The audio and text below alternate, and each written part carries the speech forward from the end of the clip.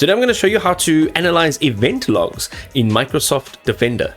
Alright, let's analyze the event logs in our Microsoft Defender. So first of all, we need to access Defender event logs on the device, alright? So this cannot be done obviously in your cloud. This is going to be on the device. So first of all, go ahead, jump into the Windows, type in Event Viewer and hit enter.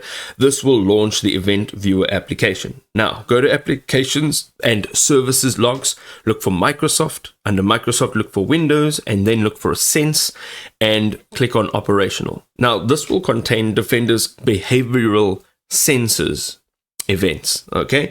Then we need to review the event IDs. So identify service statuses, errors, or any alerts.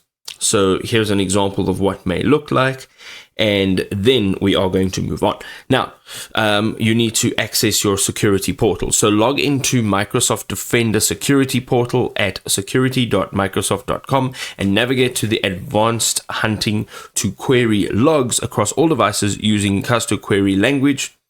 Now, you can export your query results or apply filters for focused troubleshooting instead, like incident investigation or compliance reporting across your organization. Now over here you can see there are some essential KQL query tables. So first of all, the device file events.